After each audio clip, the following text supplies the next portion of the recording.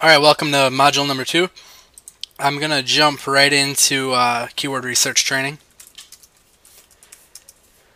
And there's a lot of different ways to do keyword research, and I'm showing you a free way to do it. If you type in keyword tool into Google, first thing that pops up is this Google keyword tool from AdWords, and you'll want to click on that. And the way I'm going to show you is to research for local terms, because those are easy to rank for, and I'm going to show you what to look for in those. So the first thing you want to do is over to the left here, you want to change your match type to exact. And I normally type in the captcha right away, and then we'll type in our phrase that we're looking for. So you want to decide first on the area you want to target, and normally a bigger city is generally good. Not necessarily the biggest city in the state, but a bigger city or area. If you're from like the UK or a different country, you want to target an area that's populated and has shoppers and buyers. So I'm going to use, for example, for this one, I'm going to use the city Rockford, Illinois. And so what we're going to do for keyword research is decide what niche we want to target. And I'm thinking for this one, maybe we'll go after plumbing. So we can do something like plumbing, Rockford, Illinois. And we'll hit search and just see what comes up for that. Okay, so for this search term, we're not really getting anything good. 12 searches, that's not really anything good. 16. Yeah, so nothing good here. Let's try for restaurants in Rockford, Illinois. Alright, so for the keyword restaurants in Rockford, Illinois, we've got a low competition, and we've got 1,300 global searches, which global, in this case, since we typed in the city and state in the keyword, global in this case would mean local. So 1,300 local. And you can see that they actually match. Now, keep in mind, you don't have to type Illinois after the keyword. We can try it this way without Illinois, and it actually gets a lot less. But in the case of the other one I showed you, best restaurants in Milwaukee, that got 1,000 per month without the WI Wisconsin after it. So in this case, though, restaurants in Rockford, Illinois, we're getting 1,300, and that's good. I would target anything above 400, and you'd probably want it to be below 10,000, or it's going to be a little bit too competitive to rank for, especially if you're first starting out. So that's the basics on keyword research. There's really not a whole lot to it. I think I'm going to roll with this keyword restaurants in Rockford, Illinois.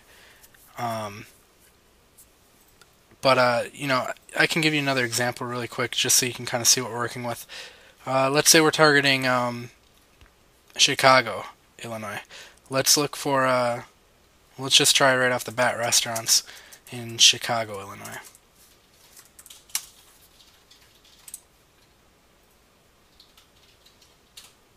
So actually a lot less searches for this one, which I'm actually quite surprised because Chicago is a lot bigger than Rockford.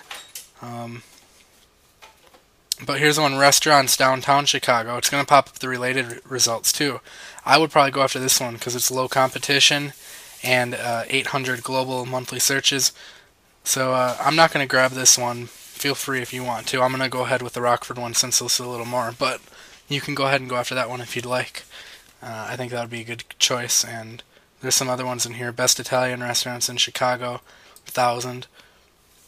So I mean, you can find a lot of them really easy, and people aren't going to be going after these. So after you would pick out a keyword, let's just say that it was restaurants downtown Chicago, you would head over to GoDaddy.com or HostGator.com, whichever you prefer to use, and register a domain. Typically I register my domains with GoDaddy and then I host it with HostGator. And I'll show you how to do all that too. So restaurants downtown Chicago is going to be the one we're targeting. So type that in. I don't remember if it was in or just downtown. It was just restaurants downtown Chicago. Now the key here is that we want what's called an exact match domain, and that means we want the keyword to be exactly in the domain, and we want to go after either .com, .net, or .org. We don't want to go after anything else because typically they don't rank very well. So if we hit go, it shows that the .com is taken, but there's a .net and .org available. And basically you would just click which one you want, add it to the cart, and it pops up over here, and you'll click continue to registration, and you'll hit no thanks on all this stuff, and you go ahead and create an account, all that good stuff. And as you go through, it's got some other options here for your domain settings. I normally do 1-year registration, and I normally change this to manual renew just so it's not auto renewing on me. And then I don't do anything with this stuff, and then I just hit next.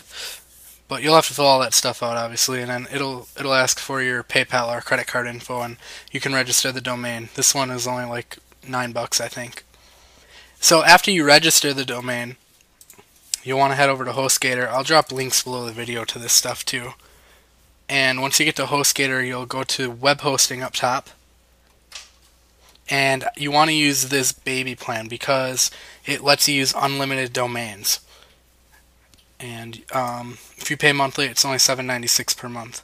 So you can go ahead and go through that, and you'll already have a domain if you're using GoDaddy to register your domain, but if you want to use HostGator, you can register a new one through them. So you either go one of these two routes and then you order it. After you order it, I'll show you how to set everything up and get going on this so we can work on getting it ranked.